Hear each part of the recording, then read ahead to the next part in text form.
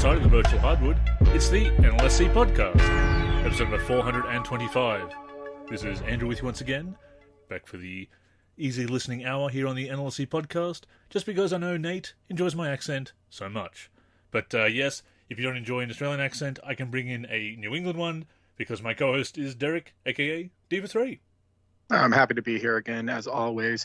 And I'm even happier because our friend Ken, aka Stildo33, is on the show with us this week, which gives him the perfect opportunity to tell our audience how Mitch Richmond may have changed his basketball gaming life forever.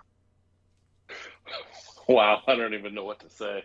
Thank you for having me back, guys. I really appreciate it. Boy, you're just digging in deep with the Mitch Richmond right away, aren't you? The trash talk, it doesn't just because we're recording. No, and it shouldn't either. So, yeah, there's definitely some epic battles we've had here recently that would have been fun to have on audio. Being mic'd up, it's incredibly tempting. I'm not going to lie. I think it would ruin the consistency of the game highlight videos. And what we're talking about, just so our audience knows, is the 94-95 season that Ken and I are playing on NBA 2K19 using the amazing 94-95 roster mod. Yes, and it's been an absolute blast. It is, I think I texted you yesterday or the day before that this for me has been just nostalgia at an absolute peak. Almost like it's like being a kid again. And I mean, you and I talk about it all the time, but it's Parsec. Parsec has enabled us to do things that weren't possible, a couple of years ago. And we've been able, you've been hosting the tournaments. You've been playing with other people. I've played some older games with a handful of people as well, too. And just the technology that's out there today. And let's be honest, Parsec, if you have a good internet connection, is frankly better than most of the game servers, at least from our experiences. Even if you don't have a good connection, like me, it's actually pretty good. So that's the best I can say about Parsec, is that's how well it works. I've hosted. It's not as good as when Derek hosts, because again, relying on my upload speed of here in Australia. But playing with Derek, a lot of games work incredibly well, and even some of the ones that I've hosted have still been pretty playable when we haven't had those lag spikes. Yeah, I think as far as like input lag and whatnot, even when I do connect with Andrew, who has some of the worst internet, or maybe the worst internet I've ever seen. But by international standards, by Australian standards, it's actually good, which is sad. But by international standards, right. Yes, go on. Right. What you do have going for you is the calming Australian voice, so you have that. That is absolutely correct. Yes. Yes, exactly.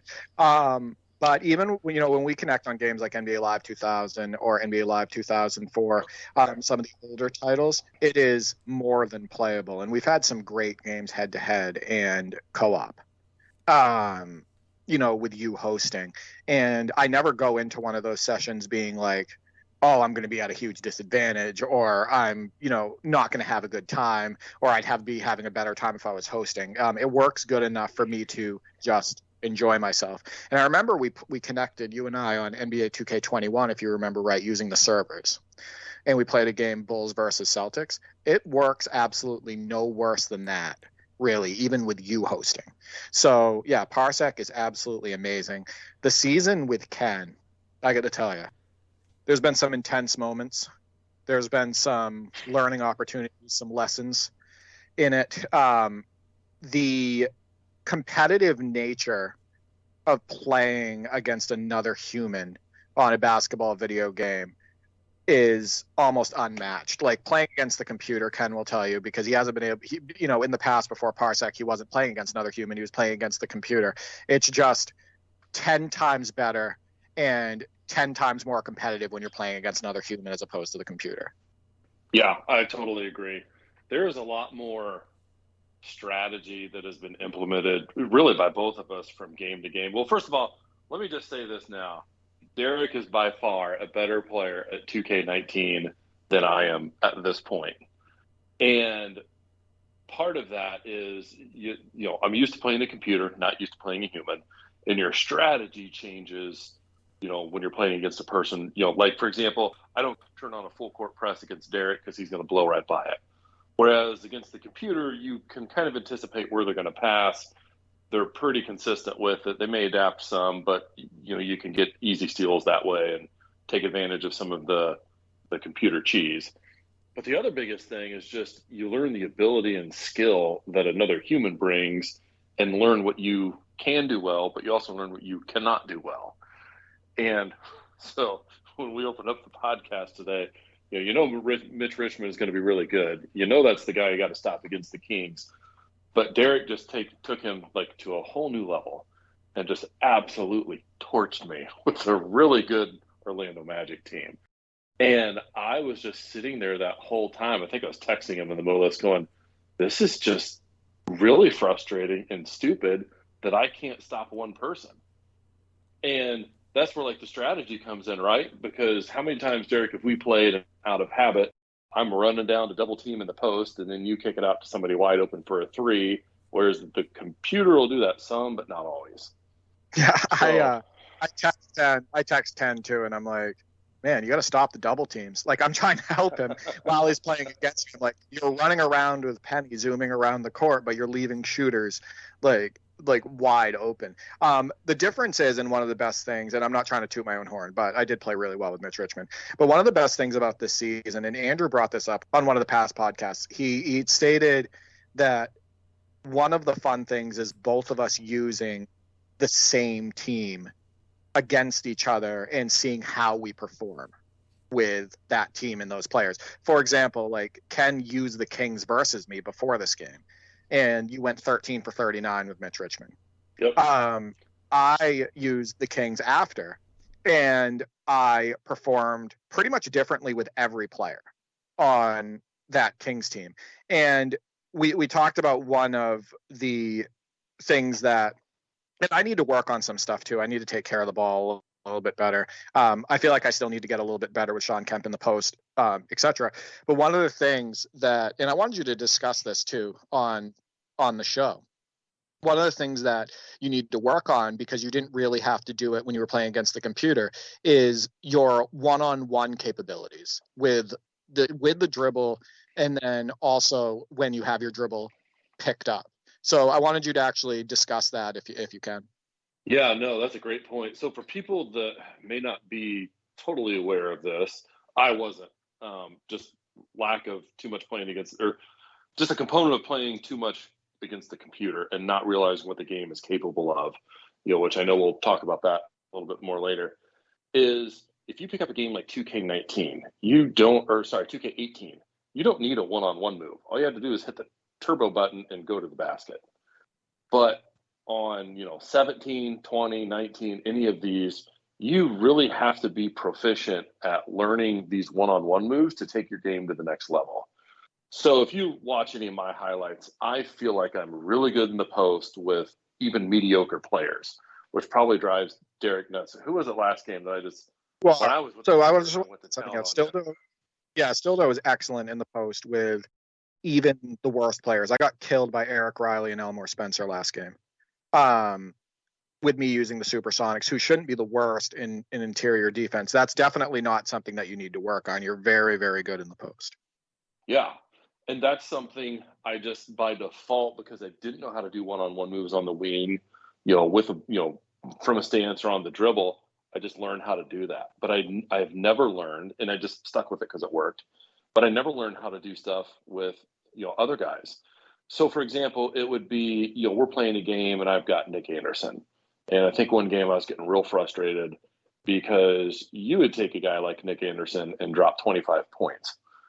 And I would take a guy like Nick Anderson, and the only way he's dropping 25 points is if it's a breakaway dunk or wide open three-pointers and he starts hitting. But the way you're scoring, so like how you use Kendall Gill, for example, is what I'm trying to learn to do. And you'll be on the sideline, one-on-one situation, and you are just smoking people. You'll get to the basket and get a rim. Or you'll get to the basket and get a dunk. I'll cut that off, but next thing you know, you're taking a step back and shooting a wide open, 18-footer and draining it, just like a real NBA player would. And after we've played 5 or 6 games, you and I start having a conversation, and it's just like, what is it you're doing different that I'm not? And it was quick for you to point out. You're like, you don't know how to use the sticks at all. So Yeah, Ken, I'll let you finish that, but I'll just let you know that Ken and I are brutally honest with each other, and sometimes to a fault. He would come at me probably the exact same way. But yeah, I said to him, I was like, you have no idea what you're doing with the right stick. But go ahead, I'll let you finish. Well, so this is maybe, 4 or 5 games in, you kind of make that comment. And I'm like, well, what does he mean? So I'm like, all right, I'll start using the stick. Well, I start using the stick. And like Penny's coming down the court and like dribbling it off his foot, literally. Or dribbling it off the guy. He's practically handing the ball off to the defender. And, so now I'm doing it with other players. I'm like, and then you would come down and just totally smoke me. I'm like, I swear I'm not doing anything different. So a couple more games go by. You're poking fun of me. And I think it was when we talked afterwards, you're like, you look like whatever player you have has ADD with the ball. You're just like spamming the joystick up, down, left, right, turbo, no turbo. And I was all over the place because we got in like a one-on-one session, like the freestyle, and I was showing you what I was doing. And after you stopped laughing, you were at least helpful and said, all right, this is what you need to work on. Try these couple of moves, and here's how you do them. And here's why I'm able to get by you in these one-on-one situations, and you're not. Then it all clicked. Now I've realized I'm like 5 or 6 years behind on my ability to actually play this game, which I think it bothers me a little bit more because I didn't realize how far behind I actually was. And I'll give you an example. In 2K14, one of my favorite teams was always to play, with like these old Celtics teams. So you go take like a Paul Pierce, and he, stop and pop, top of the key, can make jumpers with guys hanging all over him, do spin moves and score, and it was easy. And I was frustrated in some of these more recent games because I couldn't score with him unless I was posting up or he had a wide open shot. And I always thought maybe it was the sliding settings. And those do have, which we'll talk about, those can impact things. But really, it's just come down to I don't know how to play the game the way I thought I did. So it's very, very humbling and a little frustrating at the same time because it's just a video game. And I've been doing this for 30 years. I should be able to do this really easily. And it's been a challenge. So Ken's had a couple hours of practice every day for the last 4 or 5 days here, trying to get better. And I started sending Derek highlights. Hey, am I doing this right? Am I doing this right? And I've actually gotten some pretty good responses. So that's been helpful. I think, and I'm going to throw this over to Andrew in a second because I have a question for him. I think the Mitch Richmond game is what was needed at that point. Yep. Because if I hadn't had that game with Mitch Richmond and I hadn't beat you with the Kings, I don't think we would have gone into scrimmage. Right. Or practice and done that stuff. We wouldn't have. So I think that was necessary. I wanted to ask Andrew too, in listening on this, and then we can talk about the sliders.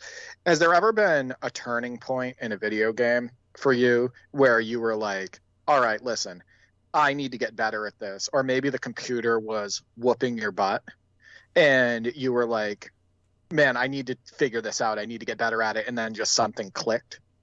Well, I got into my career many years ago, which I know that Ken is a big fan of that mode, my career. But one thing that I really learned in that mode was to be assertive against the CPU and with my CPU teammates, because I was basically waiting to get the pass. And a big part of being able to get the ball and start putting up stats and getting more respect and chemistry with your teammates is you need to call for the pass more often. So I was just sitting back and trying to be a good little teammate and wait for the ball to come to me. So, no, you actually have to know to get that ball in your hands, to call for that pass, to be in control, and to orchestrate things from your player-locked gameplay. Ken, you brought up a great point about the way you play. If you play against a CPU, for example, then going into competitive play against other humans, other users, other gamers, whether it's online with online team play or head-to-head, whatever, suddenly all those strategies that work against the CPU, like you said, you can just spam those strategies and the CPU sometimes can wise up to them. If the AI is pretty good, it will adjust. But you can still outsmart it because it is a computer at the end of the day. There are limitations to its artificial intelligence. But a user, another gamer, a human, can make those adjustments. And I certainly found that with playing... Actually, when I went back from my career to playing more of franchise, or indeed playing with Derek on Parsec, controlling every player again after being locked to a single player for so long, that was an adjustment because I was just used to focusing on who I was locked on and playing that role either with my other teammates on NLSC Thrillho or with my CPU teammates in my career. And yeah, you actually have to make that that adjustment and realize, oh yes, I've got to control every player again, which I grew up doing, but it had been so long that I was very rusty with that. And of course, again, playing against Derek, knowing that that I couldn't just pull the same tricks that I went against the CPU, and if I wasn't aggressive, if I stuffed around for too long and left the ball open for a steal, he was going to take it. So yeah, you absolutely have to make those adjustments. Yeah, I want to say something too in relation to that. One of my weaknesses too, because we're talking maybe weaknesses and adjustments, I think, and I've talked about this on the podcast before, feeling like I have to guard everybody. Like it's a pride thing for me. Like I always feel like I have to guard the ball. And I will get burned at times when I'm playing against Ken. Like if he's using penny and even if he's trying to go in like just like a straight line or even do a slight move, I'm like trying to stick to him. And a lot of times, in order for you to have better defense overall and better balance on defense, you need to let the computer do some of the job. Like you can't be guarding the ball every time because there's not always a situation where it's best for you to guard the ball. So I think that Ken is the opposite of me in that way. And we've talked about this before. Ken's like, you know what? The CPU is going to do its job. I'm just going to stay out of the way. Maybe I'll get into the passing lanes. Maybe I'll cause double teams. Maybe I'll go for the rebound, but I'm not going to force guarding every player. So I know that with Shaq in one of the games where I think he had 45 points and 18 rebounds and I wanted to throw my phone, it was a game where I should have had a little bit better interior defense, and I kept trying to guard Shaq in single coverage because of pride. So that's something that I need to work on. Ken mentioned that there's stuff throughout the season that we're both kind of realizing as we go through it. That's definitely something that I'll be working on in order to improve my chances of not only beating his team, but continuing staying like undefeated on my end. But yeah, Ken, let's talk real quick about the sliders. And Andrew and I have talked about this before, so I know Andrew's going to want to jump in there at some point as well. But it really has changed the way you view NBA 2K19 overall as a game. And it really is night and day different from like the default sliders. 100%. There's, I think for no reason other than just habit for probably 15 years, I would force myself, probably for pride, to just say, nope, this is how the game was made. I need to learn how to play the game and how they said I should play the game, the manufacturers of the game. And to a fault, that's probably made myself miserable. And it's easy to go in and adjust some things like, hey, I'll tweak the fatigue so my guys don't tire out as much. Or, man, I should be making more three-pointers. I'll bump it from 50 to 60 or 55 or whatever. And what you and I have found out, just learning from you, is no, like every game's different. You've got to figure out because our point was, it's a video game. You should be able to pick this up and enjoy playing it right away and not get frustrated by, for example, players being sucked into the defender just because that's how the game was made. Like, it should feel like a fun basketball game, which I think with the sliders we have now, we both agree on. We've got a really good balance of that, and something that we'll have to post on the forum for others to see and get feedback on. But it has made this game, I don't want to say like live 95, but it's pretty stinking fun.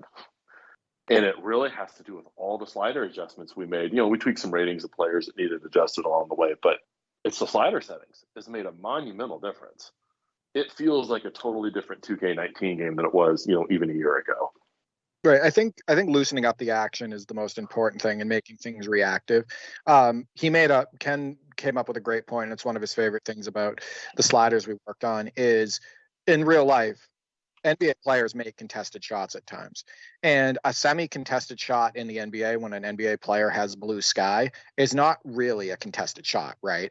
Because they literally don't have a hand in their face. There's not a hand over the ball. It's an NBA player shooting a shot. So they should, with space. So they should be able to knock that down at times. But if you pick up NBA 2K19 by default, and Andrew, I want to throw this over to you, but when you put in on NBA 2K19 by default, the chances of you hitting a semi-contested shot are almost zero, even with the shot meter on, even with the lower difficulties, like the lower difficulty settings, like if you put it on pro, etc. Just guys don't only miss those shots like 99% of the time. Oftentimes it's a wild miss, like it goes over the rim, or it's a complete brick. That is the most unrealistic thing. And that's this type of stuff that you didn't get in those older titles that Ken loved and like Andrew loved and like I loved. You could hit those guarded shots at times, and you should be able to. So what we did was we adjusted the release and gather sliders for the shooting. And what happened is it's not overpowering, but at least your guys now can hit when a guy does a closeout, or or you have 2 or 3 feet of space and his arm is just out, but he's not doing like a true hard contest. You can actually hit those shots now. So that was one of the biggest adjustments that we made. Andrew, out of the box, NBA 2K19, what were some of your frustrations? Well, this is the thing. I didn't actually make any slider tweaks in 2K19 because I was playing my career, which has no ability to do that. But you do notice the same things, obviously. And the other thing is with my career, with a player, you end up because you're working the meta, obviously, especially if you're playing online as I was, and you end up with so many badges that it kind of overcomes a lot of those issues with being able to hit contested shots and shots from really long range and whatnot. But this speaks to another problem, that on top of the tuning you have through the sliders, and of course in the online scene and my career, that tuning is set for you, that you throw in those extra elements of badges, and all of a sudden that just throws everything way out of proportion again. And of course a lot of people, when they make slider adjustments, have to make it for a specific roster, the default or otherwise, because once you start modifying the ratings, and especially those badges and those boosts that you get, that just throws everything out of whack again. 2K19, it's been a while since I played it, but I do recognize those issues that you were talking about. And people say, get good, which is something I like to bring up because it really, really frustrates me. I mention it a lot on the show because of how much of a bugbear it is for me, that attitude.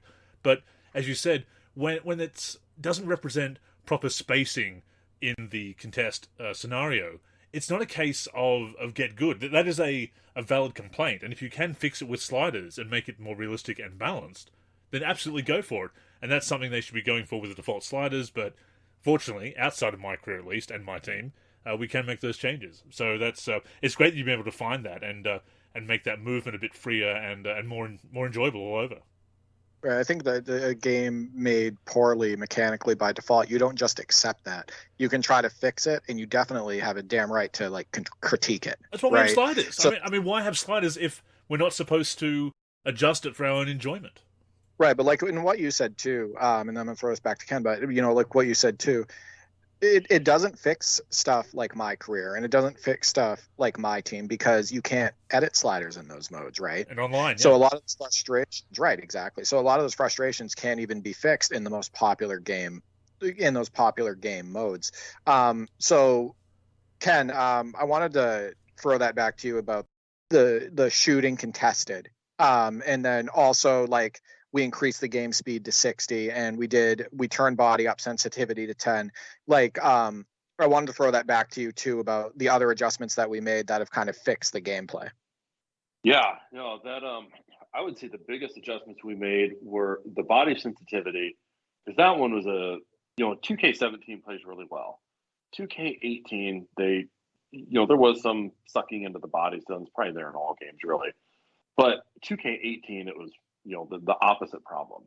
And then in 2K19, I thought they brought it back and did a decent job.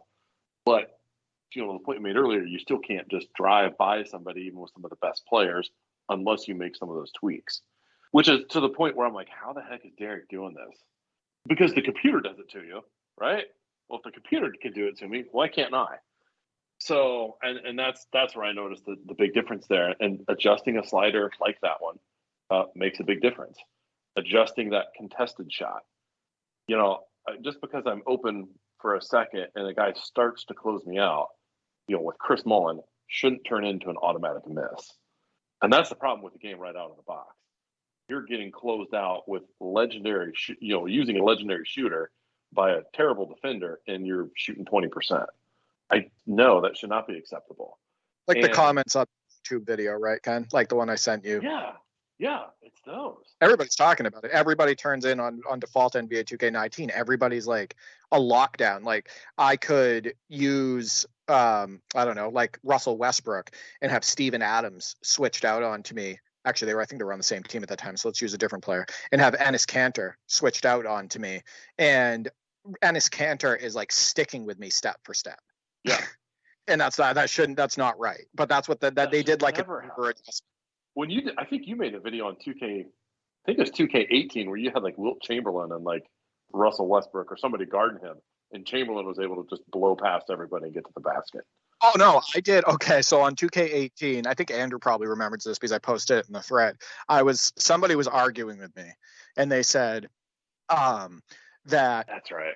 They said, well, no, when you do these slider adjustments, you can't do that. So I jacked up all of the defensive sliders, every single one, to 100. And I went on the floor with Hassan Whiteside, and I did perimeter drives to the hoop and scored like 60 points in one half. And I was just blowing by everybody with Hassan Whiteside, getting the guy on my hip, and I just kept scoring over and over and over again. And for that half, with Hassan Whiteside driving from the perimeter on 2K18, I think, I want to say I shot like 70 or 80%. Like, wow. So yeah, it wasn't even Wilt Chamberlain. It was Whiteside. There we go. Well, and that's when the game's not even fun because you want to maybe make that move, but now you know that you can exploit it because the game's giving it to you. So you have to almost mentally tell yourself, hey, I'm only going to do this once or twice and not do it. Otherwise, I'm kind of cheating the game. Like I shouldn't be able to cheat the game like that unless I, jack the slider, turn my 3-point shooting up to 100. Well, then, yeah, I should shoot a much higher percentage. But by default, it's almost like they have just accepted that's how the game's going to play, good or bad. And the problem is it carries over into other things where you can't control sliders, like my career. So one of the reasons I don't play my career is because of that issue right there. At least on the newer ones. Like I think it's a fun concept. It's obviously a huge moneymaker. Tons of people play it. I'm definitely in the minority on one that doesn't. But that's part of the reason is I can't tweak anything to my gameplay even if I wanted to.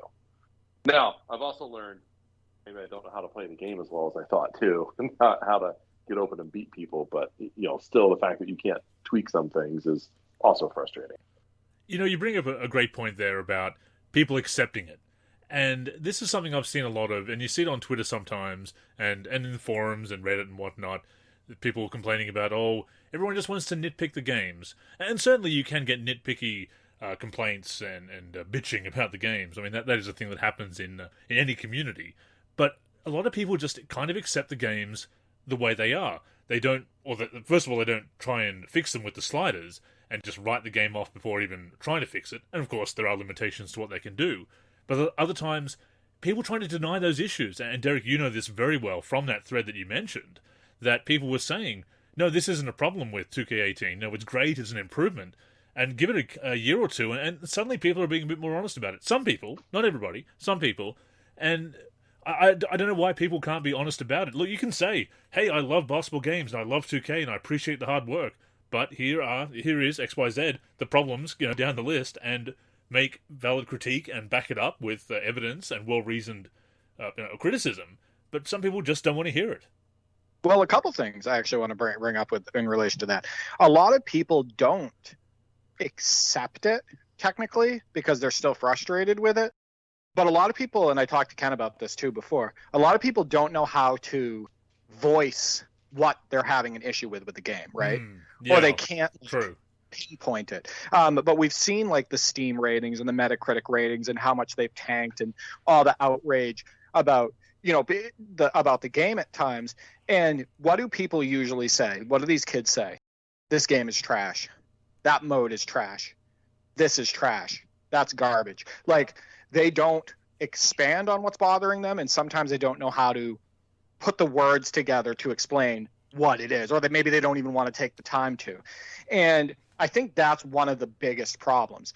For example, Andrew just mentioned artificial boosts. How much has that hurt the series, Andrew? 80 different badges now. in the game. The game is just flooded with artificial boosts that kill skill gap, like true skill gap. And it creates this artificial basketball experience. How many people have you seen properly call that out? Well, if anything, they like that there's 80 badges. Like, oh, wow, there's 80 badges now. But you look at the actual effects that they have, and they're not necessarily good for the game. I mean, I just wrote a Wayback Wednesday. I drafted Wayback Wednesday, I should say. It'll be going live probably in a few weeks, about signature skills, because I've been playing 2K14, obviously, and 13 and 14 had signature skills, the precursor to badges. And there were 5 slots in the last-gen version of 2K14 and 2K13. In PS4, X1, they upped that to 7 slots for signature skills for both my players and real players alike. And that gives you a pretty good bonus, a boost above, well, kind of the signature skills, basically, to use the name of the mechanic. It gives those players those abilities above and beyond the regular ratings, regular attributes, to give them those little boosts here and there, which is what it's supposed to be. It's what badges are supposed to be, but now it's turned into a whole meta and changing the loadouts and whatnot. And you can change the skills in those earlier games as well. You can swap them in and out, but it was definitely a lot different. But the boosts weren't as big. They were more reasonable in what you could do. You didn't have something like a circus shot badge where you could just spam the... well, I say that. The acrobat badge was glitched in 2K13 where you could do Euro Step 3 and hit it every time. So there were problems in old games. We should acknowledge that. But so many boosts with the badges that weren't there with signature skills. You could only have a maximum of 7, so you couldn't load up with... you couldn't min-max to get 60 to 80 badges to really just max out your my player with all these kinds of abilities. And even with the NBA side of things, having going above and beyond of making these players not play like their actual selves, especially on the retro teams and everything.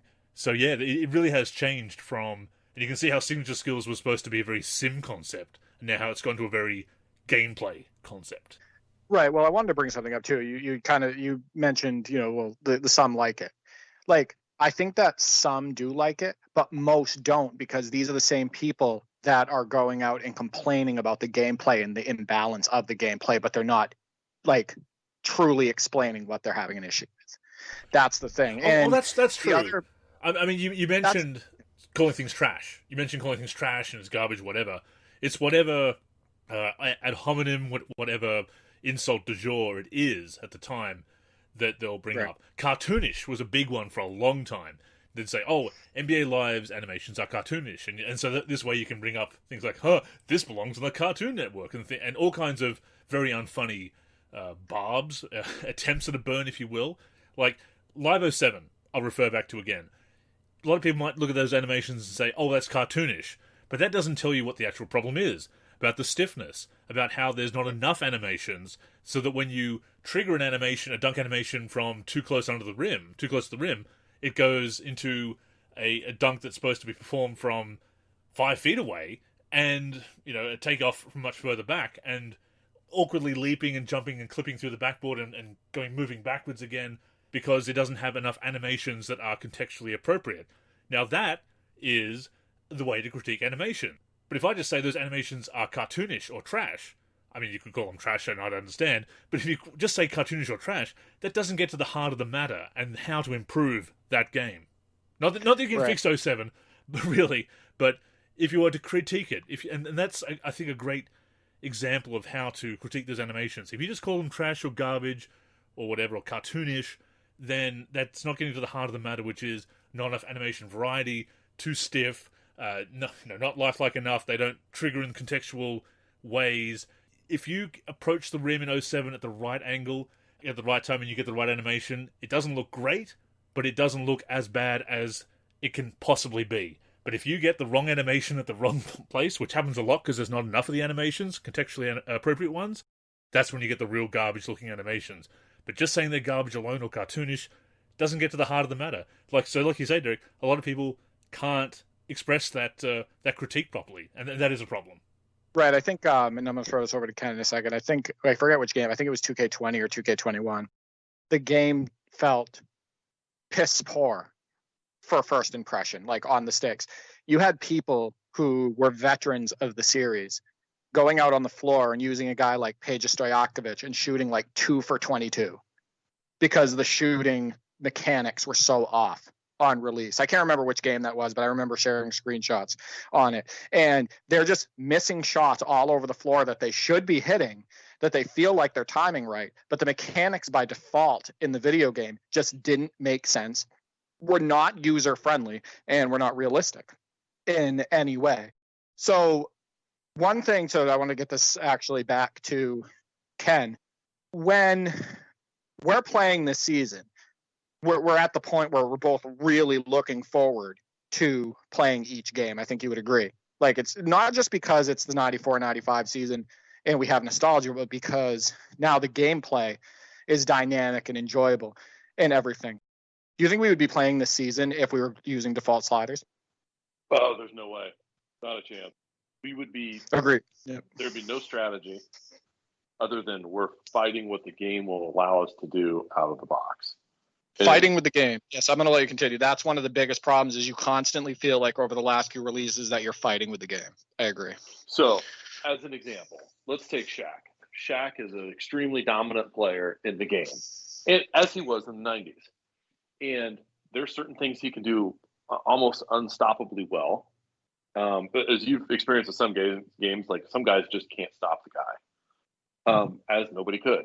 And other guys can at least kind of contain him as they could or slow him down. But on the default settings, like in some ways, Shaq is almost even more dominant if you know how to use him. And that's where in your butt as a defender, then you're fighting against the game because you'll never stop him. And that, that's not realistic either. And I think that really hurts. Like, there's no way we would play that then. If you look at your highlights where you're scoring coming in from the sideline and driving and stuff, half those probably wouldn't happen out of the box, or at least not as frequently, because the computer defender is going to take that away from you.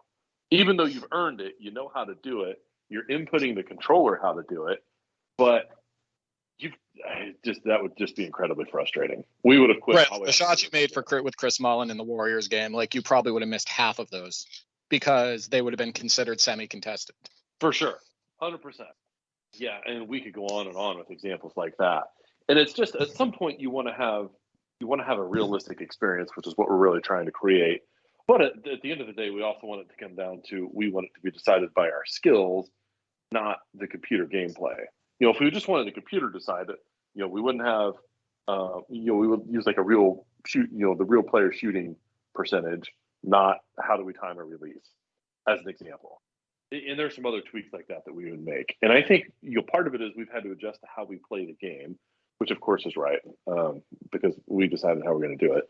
But I think just years of experience of making mods and playing these different games, seeing what the games can do and can't do, that experience becomes invaluable because now you're not making it quote unquote trash, recognizing what the problem is and coming up with a realistic solution. And it feels like you're playing an actual basketball game. So you and I both played back in the day and still do for fun. And just, we know what the game should look like. We know how it should feel. And if this is a real life simulation of a game, we know how these players should move and cut and pick and shoot on the court. And we watched all these guys. I think you and I have got that really dialed in now, which is part of the reason it's made it really fun. I told you, so I had to play against the Sonics with the Clippers a week or two ago, and it didn't do so well. But then I'm telling you, the next game, like, I can't wait to play with them again. I know a lot more about that team and the strategy and, how our settings are. This is going to be a fun experience. I don't think I ever played with the Clippers 30 years ago, but it's fun now. You battled, too, in that last game we played. Are fun. Yeah, you battled. And how great has it been to you've talked to me, we talked about this on the phone through text and whatnot. How great has it been to play a 94-95 season on a game that came out in 2018? So with updated technology, updated graphics, all the correct art, looking better than any game could look back then and everything. And for it to play so well, I think you called it your crack, which is fine. That makes perfect sense. I think that when a mod is great and when gameplay is the way it should be, is when you're playing that mod and you're like completely lost in the action. Like you're so into it that you forget you're playing a mod. You're like, it feels like I'm playing the real 94-95 season. And I think we both have had throughout this. Like, I've forgotten until I, switched to a modern day team. I'm like, oh yeah, I forgot. The uniforms are actually, this length today. They're not even this short. Like, I've totally forgotten. Our battles have gotten so intense. We had one the other day. We were playing, and I think I had to pause it for like 10 or 15 minutes. Like, hey, sorry, something happened with one of my kids. And, but, it's cool. Like, no big deal. We'll pause it. We didn't have the default server thing where if you pause it, for 3 minutes, the game like kicks you out. It was, hey, cool, pause it. If somehow we disconnect, it's still up and going on my computer. You'll just reconnect on Parsec, and we'll keep going. But my point in saying all this is I was so immersed into what was happening, trying to beat you. It took me to realize, hey, I have another responsibility right now, and I need to go attend to that real quick. Nothing big or bad happened, just kids fighting, but still made me realize, like, hey, I need to stop what I'm doing and go focus on that. That's when I feel like we've got a great mod and a great thing going with what we have in our season, and it'd be cool to see some other people start something like this as well. Which is I finish up the 87 roster, may open that up to some people if we want to do like a shortened season and just a couple people pick a team, or we'll just play whatever game's available, and maybe we're skipping the Clippers versus Kings game, and we're playing a Knicks versus Bulls kind of game. The opportunities are endless, really, right? We've talked about that. Andrew, Ken came up with a great idea where he was like, we could technically have people from the community and play certain games during our season. Like, technically, if we, him and I are using the Magic and Supersonics, but let's say you wanted to jump in and Jordan's come back, he's with the Bulls, and you want to use the Bulls versus, I don't know, just some random team, the Cavs, like during the season, at the end of the season, you could technically jump into our season and just play one of the season matchups. Absolutely, yeah. No, that's a very cool idea, and again, that's very community-oriented, and it will introduce people to Parsec, because sometimes I think people are a bit intimidated by some of these, by the concept of setting it all up, and it's and you put out that great tutorial, which is available on the YouTube channel, on our YouTube channel, of course, Derek. But some people, if you're not that technically savvy, they're a bit intimidated by this, and how do you host, how do you set it up? You've got all the settings there to help them, but then to jump into a scenario that's already prepared for them, I think that could be a lot of fun. And as for tournaments and whatnot with the mod, I mean, we're talking about doing the Lakers versus Celtics tournament, but there's no reason we couldn't use these mods to do a retro tournament, a retro season tournament in 2K19 or whatever, or my 95-96 roster for NBA Live 2004, for example, cheap plug, that we could connect with people and do a playoffs. I mean, could Ken and I even participate in that tournament, considering by the time that tournament's run, him and I are going to have so much practice under our belt? Yeah, I mean, you are a two-time champion, Derek. I mean, you are the person to beat. But no, I mean, we played like 3 games the other day. The season's progressing nicely as a result.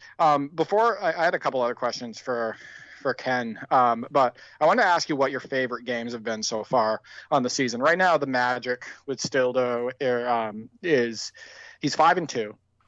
I'm 6-0. So the season's progressing nicely, but we've definitely had some good games. What are some of your favorite games and performances of the season? I think playing you with that Clippers, the last game, when you were the Supersonics, was actually one of my favorites. I think you even said after the game that was probably the best actual game I had played all season. And I think I would agree with that too. Just you're limited on, don't have a dominant Shaq or Penny or Kemp. So you have to take just what the players can give, which that's part of the strategy of all this and part of the challenge. You and I have even said, and I've said from day one, like, I'll do better with the Clippers next time, because I don't, some of those guys I'm familiar with, but, playing the game, like, it's always a little bit different. The game, I really enjoyed playing you against the Bucks. That was a fun one. And then, which was the game that Shaq went nuts on? Well, the game that against the Bucks is one of my favorite games, because we were lead changing for almost the entire game in that one. That's right. The other one that I think was also really enjoyable was playing with the Celtics against you. And I forget what I won that one by. I think I ended up winning by I think I beat you by like 30 points. And then You beat me by about 25 or 30 in that one too. But both of those games felt a lot closer than what the final score indicated. I think it's just because of the variety of players that a team like that Celtics game had. They didn't have a great season that year, but they got Dominique Wilkins. They had Dino Raja. They had someone like Xavier McDaniel, which of course I killed him. But I killed you with him. We killed each other with the X-Men. Yeah, we killed each other with him. He was so good. Yeah. Those have been some of the best ones. That Heat game was really good because you just went nuts with Glenn Rice. I mean, he looked like vintage Glenn Rice in that 95 to 98 stretch where he was just insane. So it's probably more enjoyable for you than me. I'm definitely looking up to some of the battles that we have coming up, because probably the best team that I think you've used against me so far was probably the Hornets team, but you didn't win with them. That's probably, well, I had the Suns and totally screwed that up the other day. That's one I should have competed a lot more in, and just I got frustrated as that game went on. But that was one I'm looking forward to playing with again. But I think using a team that will match up well against each other. So like I've got to play you, and you got to play me with the Spurs soon. Like I'm going to have trouble in that game because you've got David Robinson and you've got Dennis Rodman, which is going to slow me down on the interior, which exploits my weakness we talked about earlier. I'm going to have to really know how to use Penny and Nick Anderson a lot better. 100%. Oh, by the way, the Celtics game that he's talking about. So I won that game by about 30 at the end. We both kind of pulled away late, and I want to say in those games, but when each of us was using the Celtics, but that had some of the best highlights of the season. Your D Brown dunk on Sean Kemp is easily a top 10 play. That was ridiculous. You also threw another lob to him that was absolutely excellent. And then I got you back too and dunked on D Brown with Sean Kemp, which should be a lot easier. He's 6'10" and D Brown was 6'1". But I did that on the other end a couple plays later. But even some of the games where it was 20 or 30 points decided, there were just some great highlights. And that's what has made a lot of this really fun. Like I do think 2K has done a good job of assigning some dunk packages to these guys, like a D Brown, or like Sean Kemp looks like Sean Kemp when he's dunking. Dominique looks like Dominique. Yeah, those dunk packages and things that have made those guys feel a lot more like they were 30 years ago. That's what made those highlights a ton of fun. But I also think that's a weakness in some aspects that the games today don't have that they did 30 years ago. So as an example, we were talking about like the Bulls versus Lakers game. You knew some of those, legends. Like Bird, you would go down to the post, and he was like the only guy that did a fadeaway. Not that we need a modern day game where only one guy can do that, but using those old moves like that was just a ton of fun. And that would be one thing I'd love to see 2K bring back in for some of those players. Don't want to call it a cheat. Don't want to do any of that, but yeah. It does feel like there's a little bit of lack of it does feel like there's a little bit of lack of signature style at times. I can agree with that.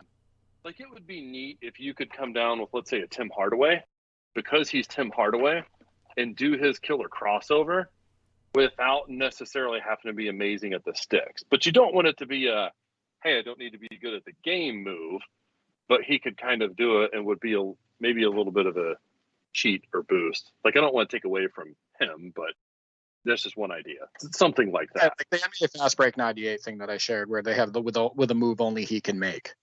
Like you go down the floor and you post up Akeem Olajuwon, and he is the only one when you push a certain button or combination that does that Olajuwon shimmy shake, and hits a fadeaway or something like that. Like those were some of the special touches in the older games. And Andrew, you and I have talked about that quite a bit. Yeah, well, even go-to moves in Live 08 through 10 were kind of like that.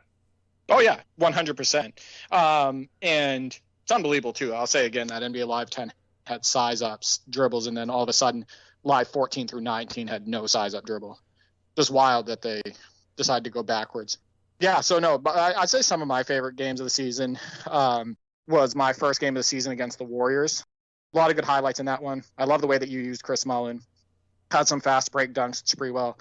I kind of asserted my all-around dominance in that game. I think with that Supersonics team, I think I had 7 people in the double figures in that game. That's one of my favorites. The one you beat me with the Bucks. You were using the Magic. I was using the Bucks. It was a chess match. basically from tip-off till the end of the game. And I was going at you with Glenn Robinson. You were trying to switch bigger people onto Glenn Robinson. I couldn't do anything with Shaq. He was making Alton Lister look absolutely terrible. I think that's one of my favorite games of the season. The Hornets game, where you absolutely were battling with Alonzo Mourning with Shaq, but you destroyed me with Penny. I think Penny had 45 points in that game. Yep. I was trying to switch different people on Penny, and I couldn't do anything with him. But I did a lot of damage with Larry Johnson, and he had a lot of Larry Johnson-looking dunks. So, yeah, those are some of my favorite ones. Think about that. We've created so many memories with the season already, and we're not even 10 games in. So that's pretty amazing. Here's what's funny. Yeah, we talk about it all the time, Andrew. We're just like, are we really doing this? Like, this is amazing. It really is. And you brought it up, Ken, and Derek and I, you and I have talked about it a lot on the show when we've been talking about the season and recapping it, is playing with the teams you wouldn't normally play with back in the day. Like, you play with your favorite team, you might play with another top team that's got some interesting stars, but you really had to go out of your way to play with, in the mid-90s, for example, the Clippers. You probably weren't going to be playing with them as much, unless you wanted to specifically challenge yourself to try and beat a top team with a lower rated one. So, yeah, I mean, I think that's the great thing about your season, is that you get to experience these different teams and players, and it's all kinds of nostalgia, as you said, and as we've said before. But being able to take those teams that you wouldn't normally play with, challenge yourself to find out the best way to play with them, and try to win with a team that is underpowered, and underpowered because that's how they were in real life. But of course, as we all know, in the NBA, anything can happen on any given night. We have seen in seasons where the eventual champion has won 60 games and dominated the playoffs, has a horrible loss to a lottery-bound team at some point during the regular season. It happens. So it's realistic. It's a challenge to try and pull it off in games. So and this gives you the opportunity to do that. So that's the really cool thing about this. And I think that, Derek, we've had the same thing with trying to make some of those odd makeshift teams, retro teams in Live 10 as well, like the 2002 Mavericks and Clippers, that being a classic game, one of my favorites that we've played, you and I. But taking those teams that didn't, the Mavericks were pretty good that year, the Clippers weren't. So taking some of those teams that you wouldn't normally play with, but they've still got something interesting about them, or even if they don't, even if they were complete crap, but that is the challenge, and that's a very cool thing that I see you doing throughout the season with this. Ken would agree. There's something special about being in a game with a completely underwhelming team against a really good team. So yeah, I would say that a couple of my favorite games of the season were actually not even me using the Supersonics. It was me using the 76ers and the Kings. Two underwhelming teams in comparison to the 94-95 Orlando Magic. So like with the Sixers, I had Dana Barris, Jeff Malone, and Clarence Weatherspoon. And with the Kings, it was Mitch Richmond, Olden Polynice, and Lionel Simmons. There is something special about taking down a Titan, taking down one of the top teams. And I think that's one of the things Ken is probably looking forward to the most, in my opinion, is when he gives me my first loss with the Supersonics, I bet you almost want it to be a weaker team. Oh, yeah, for sure. You're the underdog. You've earned it a little harder. You've totally overperformed, right? So part of it is what I've learned after those two losses is, because I was texting you before we played that Kings game, like, I was like, just, Shaq's going to have 50. I'm going to destroy you, because I was mad. I was mad at whatever game happened before that. And I know that just made you probably 10 times more focused and ready. And then I came in going, I just need to slow down Mitch Richmond and I'm good. Just dump the ball to Shaq and I'll be fine. Well, none of that worked. I was down bad really quick in that game. And then, of course, I just became more frustrated. And I think you just became even more focused because you were like, hey, I wonder if I can win by 50. Because I'll never live that one down. So, I will say, though, that you put it together in the second half and you made more of a game of it. So you definitely settled down. But isn't that funny how it works? Because that's kind of how it is in real life. I remember playing like a finals game in one of our men's leagues. It felt like all of the players on our team came out with ADD, right? Like where we come out and we're throwing errant passes, we're rushing shots, we're making stupid turnovers. On defense, we're just closing out like mindlessly and people are getting to the rim. And then all of a sudden, after like 5 or 6 or 7 minutes, we kind of all put it together mentally and we settle down and we start playing our game. So it's funny how your experiences on the real life hardwood can also take place on the virtual hardwood. And I think that's happened multiple times during the season with us. Yep. And this mod is set up so well that you can't do that because you'll just get smoked. Because the computer's playing intelligently, even when we don't have the ball. But, you and I are pretty good at the game too, let's be honest. So we're just going to exploit it that much more. Part of the way that you beat me is just, hey, you move the ball a little bit better around the perimeter because I'm trying to do a stupid errant double team when I shouldn't. And your guy is in the NBA and he's a role player, but he's in the NBA and he's going to make a wide open 16-footer all day. Like that should happen. And simple enough. That's part of the way you're beating me is just you'll get 10, 15 points of just me having a mental lapse. Well, you can't do that against a good opponent. You can't do that in the NBA. You'll get beat with it, right?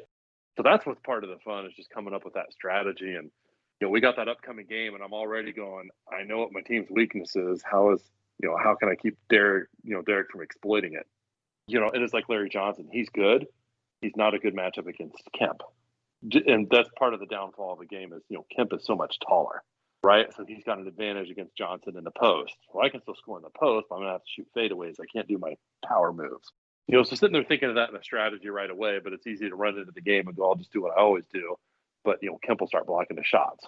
So trying to learn to adjust team by team, that has definitely been a fun part of it. Hey, let's not forget that 76ers game. Talk about a flaw with the game. What's the one thing that you and I complain about is 2K has not figured out how to handle height correctly, right? Because Sean Bradley. So Sean Bradley 8 or 9 completely, times. yeah. Shaq still had a big game, yeah. And I said this on the last podcast. I said the game that the first game that I think you could beat me with, the first team you could beat me with, and give me my first loss of the season is actually an upcoming game where I play against the Bullets, and I am scared to death. I'm shaking, Ken. But no, like George Mirasan, Chris Webber, and Juwan Howard, what am I going to do about that? If I got killed by Elmore Spencer and Eric Riley, what am I going to do? What am I going to do with George Mirasan's 7'7" height and his wingspan? And what am I going to do about Chris Webber down there and the combination of those three? Like that is going to be a nightmare for me. Like that could be the best team that you've used against me in a video game with these settings. That's probably the best team that you're going to use against me so far. And, that's like the one weakness of the Sonics is, you've got Bill Cartwright and Sam Perkins as your big man. Right. But you've got Kemp right there as kind of an anchor. So now it's just, that's the part where you and I are like pausing the game, figuring out strategy that's been enjoyable and just figuring out how to, just like a regular NBA team would, like, all right, this should be so-and-so's big night because it's a weak matchup. And if that doesn't happen, somebody else better step up or we're in trouble. All right. How many times have I beat up Dennis Scott in the post this season? Quite a bit with bigger forwards because there were a lot of forwards back at the time. I wanted to ask you too, before we wrap up, NBA 2K23 is kind of right around the corner. It's only, a few months away and whatnot. And we're going to start the preview season. What do you want to see out of NBA 2K23 for the PC? And what would get you to make the switch from 2K19 with that PC version? Oh, so for me personally, I would want to see them make the game more easily moddable. Other video games do it. The game will come installed with like a modded folder already. Like, hey, make the game, more enhanced to you. That would be the first thing. And be able to share that content because people are going to do it anyway. I get they don't want a Charles Barkley in the game, but, like these old, uniforms and courts, you can already go in and customize all that stuff in the game anyway. So why not make it easier for the user to do?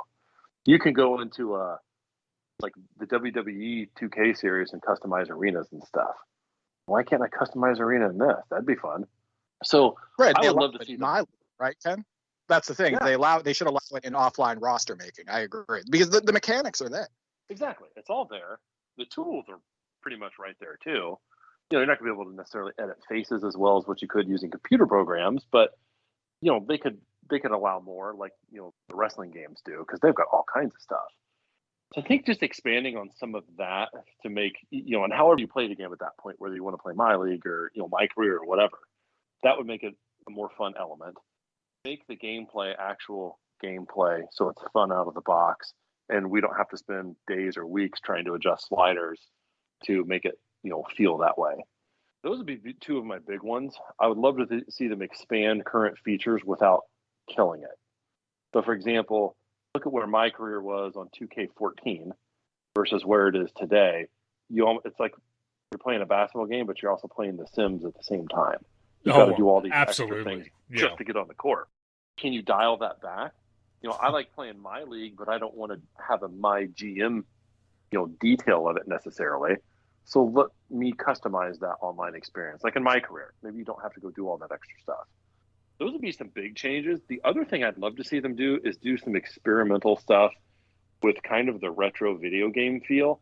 This generation's never going to know some of the things that we grew up with. So as an example, we talked about those signature animations, some ideas there. But Shaq broke backboards in the NBA in the 90s. I don't know if people, a lot of people might not be aware of that. Now, through modern day technology, you probably can't do it anymore. But it would sure be fun if you were playing a retro season and just a guy like him occasionally rip the backboard apart again. You used to be able to do that in old video games all the time. And that would just be a fun feature you could turn off or turn on. Hey, allow a video game to, allow the backboard to be broken in the video game. If you don't ever want to have that happen, just turn that setting off. I was telling Andrew earlier, I love the old Dr. J versus Bird. What was that on the Commodore 64, where you break the backboard and the janitor would come out and yell at you. I don't know that we need the janitor to come out and yell at you on this, but something to that effect. The other thing I'd still like to see is, can you have your coach argue and get a technical, but when you do that, it gives your team a boost. So kind of like a little bit of an X factor. You don't want to abuse it so much. And it has to be a right situation. You don't do it when you're up 20 points because maybe it's a negative boost or something like that. But I think if used correctly, there could be some subtle things like that just add little features to the gameplay. The big thing is the NBA, whether they will approve it or not. That's always been the issue with the NBA license. Good point. I hadn't thought of that. And they don't want to do what's happening with, Rasheed Wallace years ago, where or Ron Artest, right? They don't want that image. They don't. But I mean, all that stuff, like the fun things, and Derek, you brought it up, playing Lakers versus Celtics. The throwing the debris onto the court out of anger and things like that. Those little touches that we loved, because it was cool to see them, especially when they were kind of rare as well, and breaking the backboard in NBA Jam on Fire Edition, like the original. It's just that little thing that it happens fairly frequently, but not every single game, and you kind of have to get the right amount of dunks and whatnot. So little touches like that go a long way, and if they could do those throwbacks and have those features, I think it'd be a fantastic idea. It's like so many things, unfortunately, does come down to, does it make money? Is it going to sell the game? Can we monetize it? And unfortunately, if the answer is no, then it doesn't become a priority. But I'm absolutely a fan of that idea. A fan of bringing those rebranding tools into the roster editing as well. And you bring up the modded folder, having that support out of the box, or by default, inbuilt, shall we say, since PC versions are totally digital now. But that is so important. It's something we had a long time ago. In fact, I mentioned bringing custom art in Live 2003, because that's when it came in, called custom art, and was very detailed what we could do.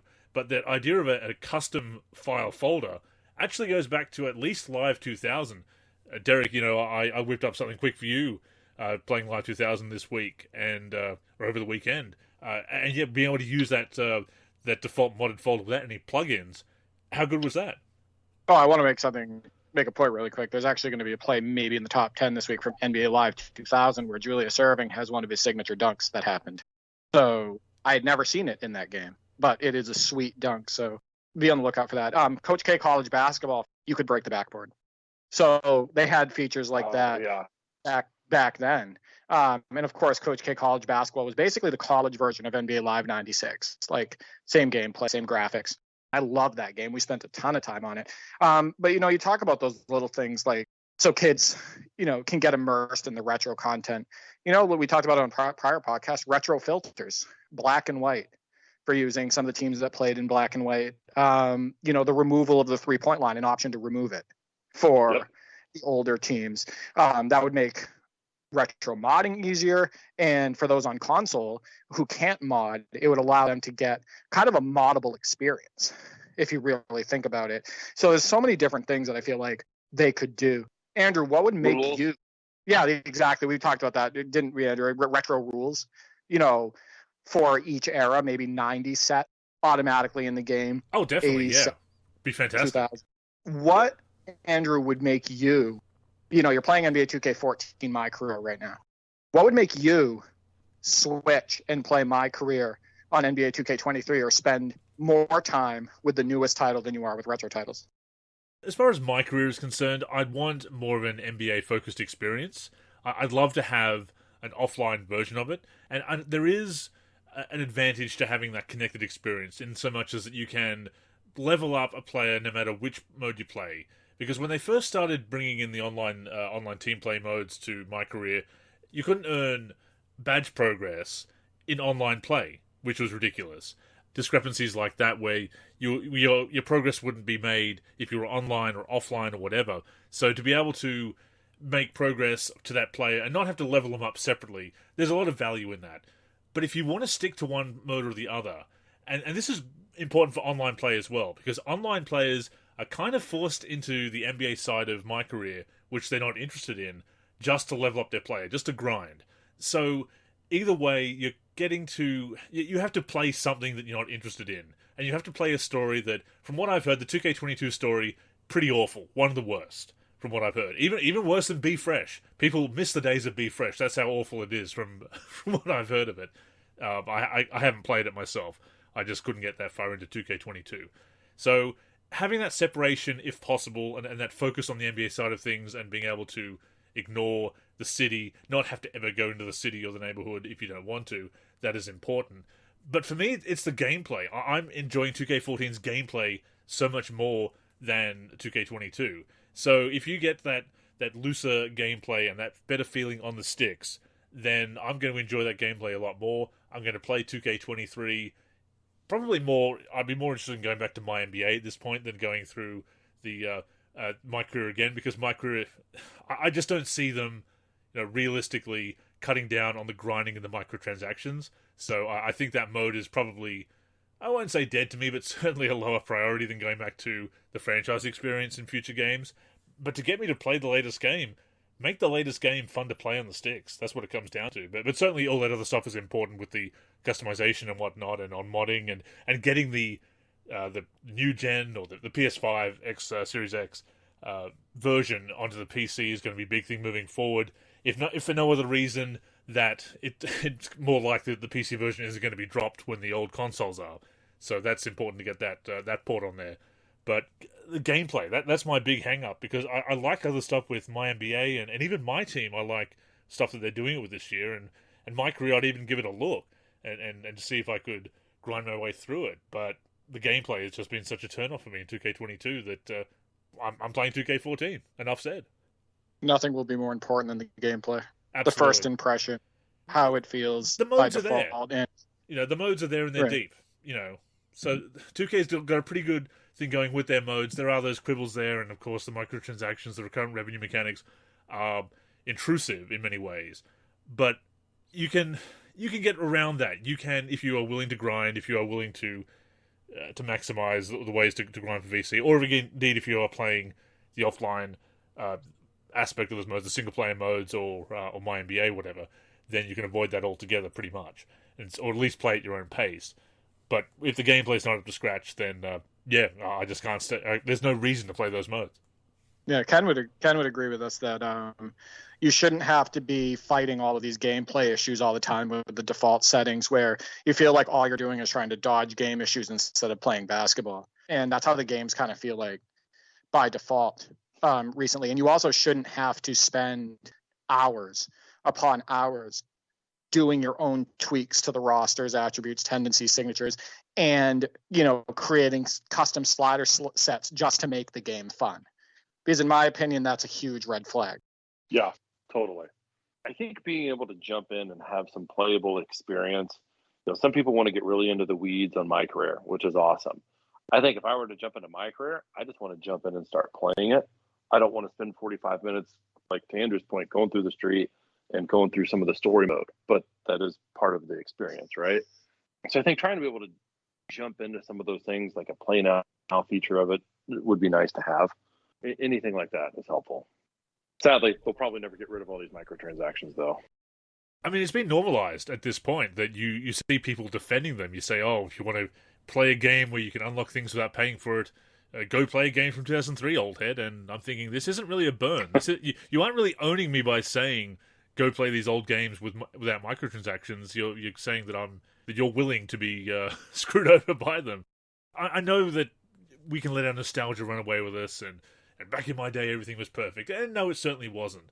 But something like that you get a game for a set price and all that content is there, and it's a lot of content, and you can unlock it without paying anything extra. I don't see any way that you can't hear that and think, wow, that is better. We certainly went in the wrong direction with that. I wish it was more like that.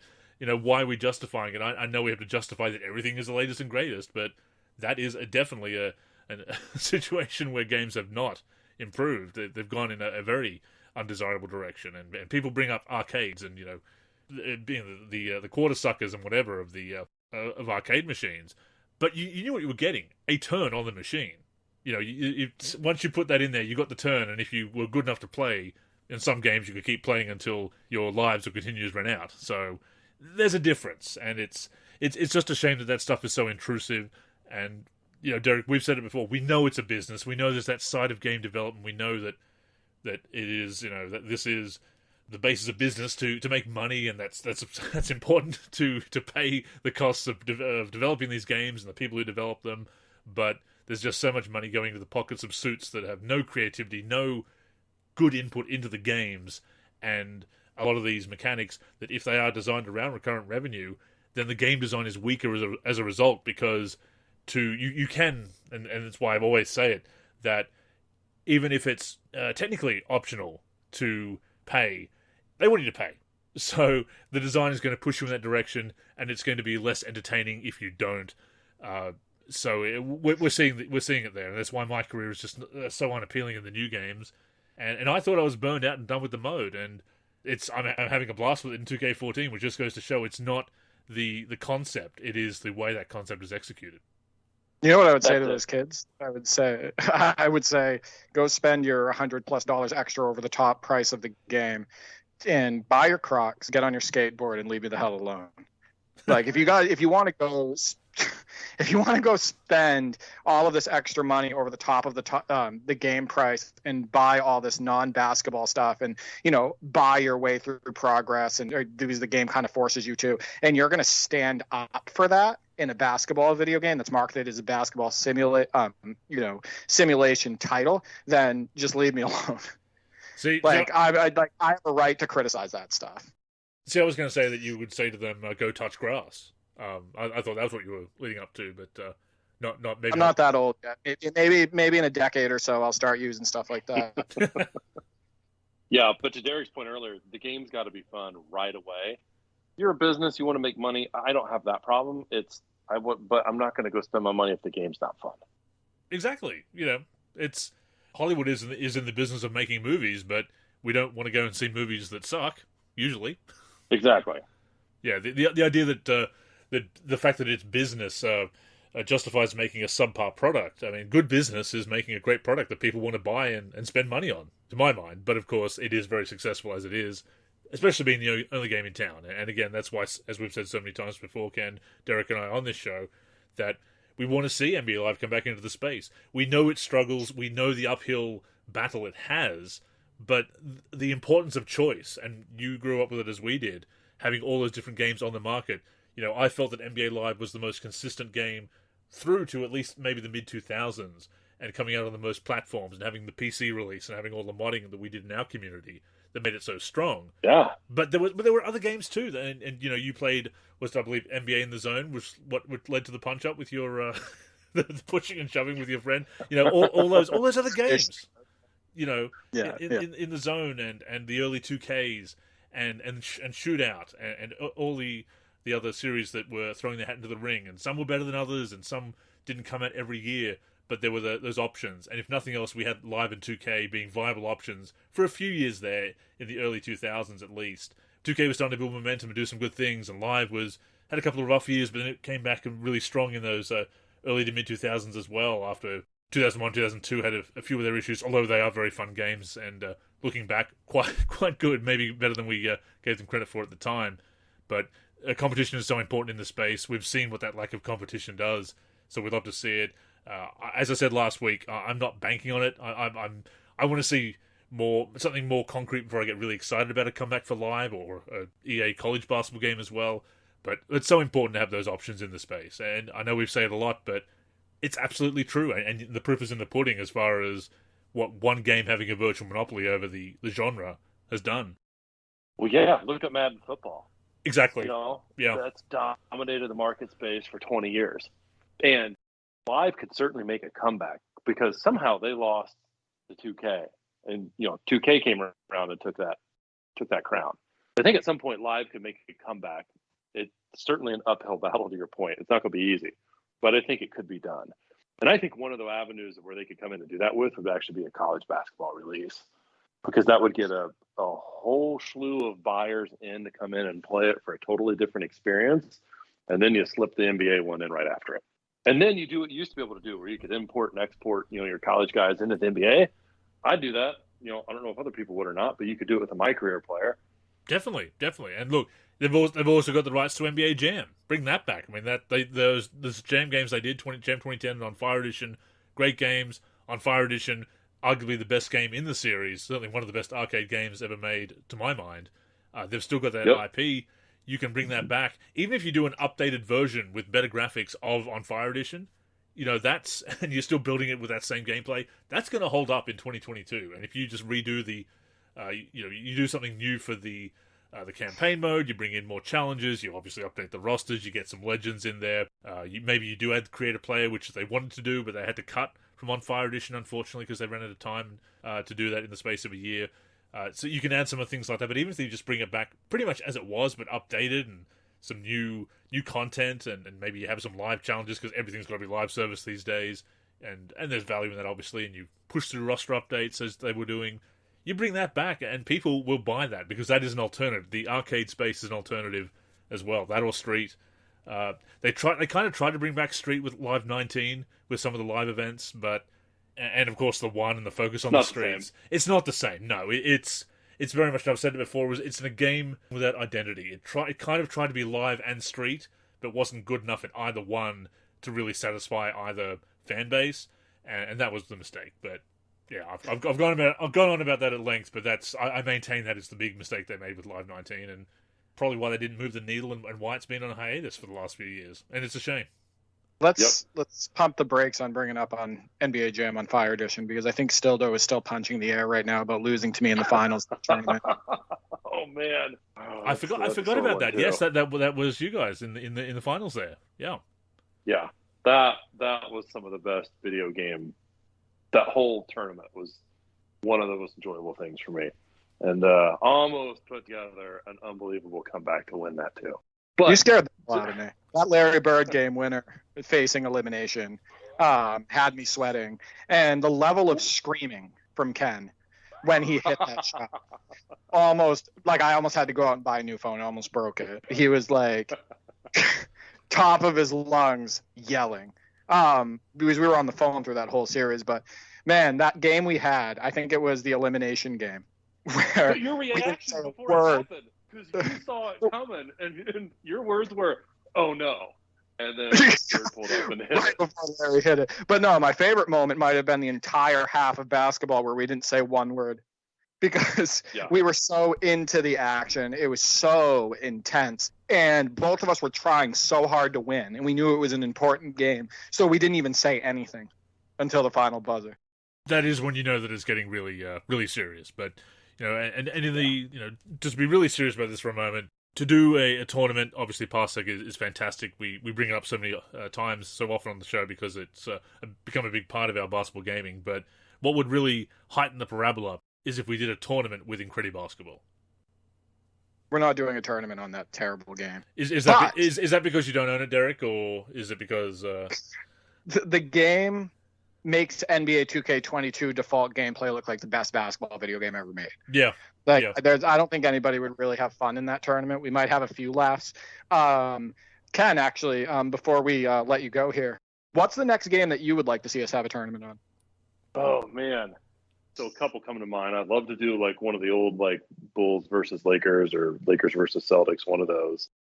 I think one of the other ones would be probably one of those mid-90 games, maybe like a live 95. That would be a fun one, just because that's one that you can kind of pick up and play. And then maybe like live 2002, 2003, somewhere in there. I think that'd be a fun one too. I think Andrew would love all of those, to be honest. Well, you know, you say Live 95 pick up and play, but Derek, we played that playoff game in Live 95 on Super Nintendo over Parsec, and man, thank goodness for Steve Kerr coming in and saving us at the end there. We Andrew and I were down by like 12 or 11 or something on the same team against the computer, and Andrew's like, all right, it's Kerr time. And he brings in Steve Kerr, and Steve Kerr drops like, I don't know, 6 threes in a row or something like that, and then we end up winning the game. In a minute, in the final minute. Okay, so still, Ken, I know this has been a long show, but I wanted to bring this up. So Mitch Richmond is going to be part of this. I'm sorry, you're going to have to relive it. But I'm doing an NLSC Greatest Performances series for players that have great games. So we're going to be doing like that's why it's important to show the stats at the end too. Like the highlights of Mitch Richmond's 42-point 10 assist game against you, your penny game of scoring like 45 or 46 points. You know, if we play one of those older games, like if Steve Kerr goes off, he could be part of that video series, and it will be a great way for us to preserve those great performances. But man, I wish we had that full recording of Steve Kerr going off, because he could be one of those greatest performances. That's the other fun of those old games, or some of those almost old hack, if you will. I think I mentioned this the last time on a podcast. I forget what game it was in the mid 90s. It was around 93 or 4, but it was Pete Choquette. You could put him in, I think it was Tecmo, NBA Tecmo Super Basketball, whatever that one was, on the Sega. But you could put Pete Choquette in, and he would just torch you from a certain spot on the floor. But nobody else could. So just, finding a gem like that was always fun. And then, of course, trying to abuse it against a friend and trying to stop it if somebody else is using them. Video game legends. How many times have we talked about that, Andrew? Alonzo G, Jumpin' Joe Alexander, Walter, Pat Garrity, those guys. Video game Kirk Heinrich, Dan Dickau. Like, those guys are like video game legends. And it will be cool to be able to preserve a lot of those performances by uploading videos to the YouTube, the NLSC YouTube. No, 100%. That's great you're doing that. Yeah. No, it's that has been the best part about our gaming over the past 12 months is recording that and being able to share that with people. Because, I mean, obviously we are not the first people to do that. That video creation, content creation is very old indeed, and streaming, whether it's streaming or post-produced videos, but that is something that we've branched out more into in recent years with the NLSC, since you came on board, Derek, and it's just been so much fun to do that, to share those moments, and to like you said, Ken, it's bringing back this essence of childhood and this fun of gaming, because for me that was important, because for so long I've mentioned it in recent articles, but and on the podcast, but not just spending time with basketball games, which I've obviously done a lot of over the years, in recent years as well, but truly enjoying them and having fun with them, which is not to say that I haven't had fun in years, but to really free myself of the grinding and that kind of culture that's been cultivated in the more recent games with my career, whether it's my career playing Parsec games, going back and playing some MyGM or a franchise, or dusting off an old franchise game, or just a few exhibition games here and there, and of course playing Road Trip with Derek, just enjoying basketball gaming as I've done. And I wrote about mentoring Terry Hansen this past week in Monday Tip-Off, which has been a big part of year 3 in my career, and kind of indulging the imagination of and why did he drop to 30th, and him kind of mirroring my journey with my career, and he's trying to prove people wrong as I was trying to do with my character in the first year of of my career, and now I'm the veteran and the 2-time champion and MVP, taking him under my wing and trying to help him become a star for us as well, and form a big three with myself and Mello on the team. That imagination and the storytelling that's beyond what the game is presenting to you is just such a great part of those modes. But if nothing else, there's just that fun on the sticks, and we're in our 30s and 40s and whatnot, but enjoying that, and we're taking care of our other business, but when we have our downtime, we want to play those basketball games, just having a blast with them, not buying Crocs, not grinding, not doing anything that's not fun, or buying into the recurrent revenue nonsense, but just having fun on the virtual hardwood. And that's why I encourage everybody to do. If you're not having fun, seek out ways to enjoy basketball gaming. So yeah, that's I guess brought us to the end of the show. Ken, thanks for coming on again, and hopefully have you on soon. And always, Derek's going to keep us up to date with what you're doing. But good to get you on here as well, so that you can trash talk him a bit. And it's not one-sided. Then you get to have your say, you get to have your rebuttal. But thanks for coming on, and thanks for all the great work you're doing with the mods as well. You and the team, and Derek obviously part of that, and Lady Culture and Sticky Fingers, and shout out to Cool Breeze for those great screenshots that he posts in the forum as well, playing those mods. I know how much he loves them, and everybody is. But congratulations again on that mod, and please keep that fantastic work coming. Yeah, awesome. Well, thanks again for having me on the show. Really appreciate it. And Derek, I'll be trash talking to you again soon, I'm sure. Shout out to the team that's been helping me make this mod so successful. So thank you. Yeah, I'll see you on the virtual hardwood, Ken. And I'm really sorry that you're not going to make the playoffs, but we'll help you buy a lot of tissues. That's basically. Man, shots fired. #, shots fired, everyone. We're here on the NLSC Podcast. Hang on to some of the tissues I was about to mail to your house, just in case I need to. That way you don't use all of them.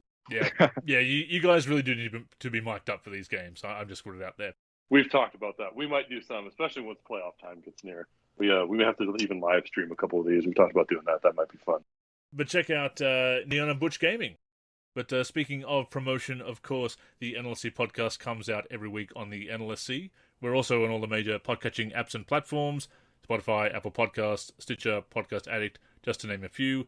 And of course, you can tune in on the NLSC YouTube channel. And we do want to connect with you on social media. So Derek, as always, I'll chuck it over to you first to read off your socials. Yeah, you can find me on Twitter at D4384, also at D43G. I'm also on YouTube, D43, and on the NLSC forums as a team member, D43. I am Andrew in the forum, and Andrew NLSC on Twitter.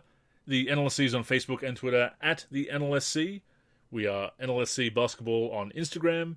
Our aforementioned YouTube channel is youtube.com/NBA Live Series Center. And of course, keep it locked to the NLSC itself, nba-live.com, for everything we do for basketball video games.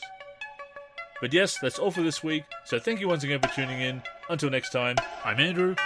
And I'm Derek. Go get buckets, everyone.